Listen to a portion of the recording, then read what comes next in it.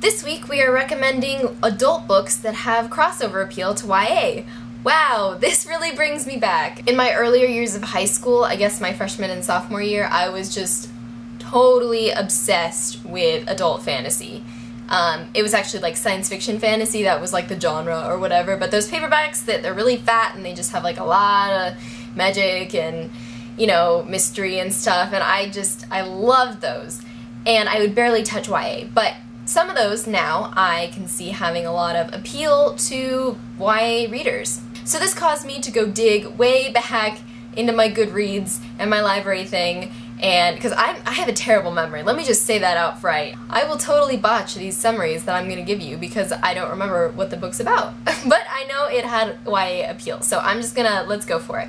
First book that I have to recommend is Poison Study by Maria V. Snyder. I know that now it's marketed as YA, but it was adult when I read it, so I'm gonna call it adult with crossover appeal.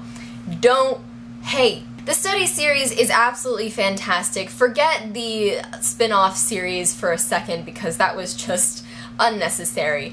But Poison Study, Fire Study, Magic Study, oh my gosh, I loved those books so much. It's about a girl who was imprisoned and she's given the chance to shorten her sentence by becoming the Commander-in-Chief's poison taster, and so she has to learn all about poisons, and she kind of meets up with this guy who's training her on poisons, and he's this like master assassin dude, and they have really great chemistry, and oh, that book is just so amazing on so many levels. I really need to reread that. That book was really good. Warrior by Marie Brennan. There's a sequel to that, which I've forgotten the name of, but that had definite YA appeal. It's about a magical world in which every time a witch is born, a doppelganger is created, and the doppelganger is usually killed, but what happens when the doppelganger is not killed? Ooh, that's the premise of this story. And I remember thinking the ending just completely blew my mind at the time that I read it.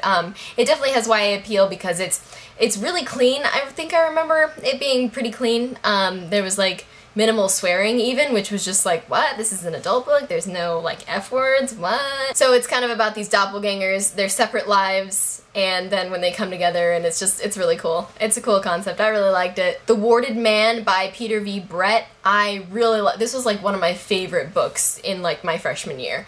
It's about a magical world, again, in which every time the sun goes down, the demons come out. Woo! And it used to be that the demons and the humans would actually like fight it out, but the tables have kind of turned, and now the humans are hiding behind these warded walls while the demons are just like, party outside, kill everything! And there's this dude who's actually a ward himself, and that's why it's called the Warded Man. He's covered in wards, and so it's kind of just like his story and then a couple other people's stories, and then they come together, and it's like, ooh, twisty. I really liked this book. It's really well written, and I think the sequel's called The Desert Spear or something. It's another really huge book. I actually have not read the sequel. I have it though, because my dad was in love with the series too. Yay for parents and kids reading the same book. Yay. And the last book that I will recommend to you is Storm Dancer by Jay Kristoff, which comes out in September. It is, I guess, adult. I'm not really sure. It has a 16-year-old protagonist, but the book is very much also focused on the adults that are in her life.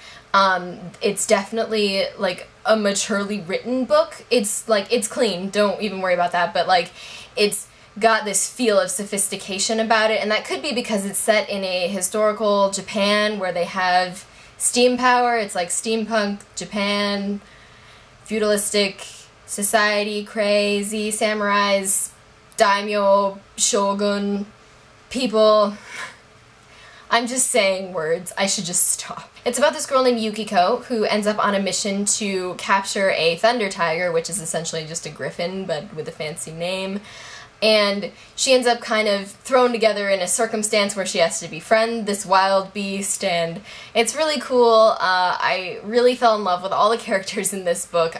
Even Yukiko's dad, it was like, you feel like you know him, even the minor characters. So good. Cannot recommend that book enough. Jay Kristoff, you did a good fantasy there. You did a good one. So those are the adult books with crossover appeal that I would have to recommend to you. Do you have any books that have crossover appeal? If so, leave them in the comments below and maybe other people can check them out and maybe I'll check them out. We'll see. Hey, cool. BT dubs, I'm still on vacation, so I hope I remembered to upload this.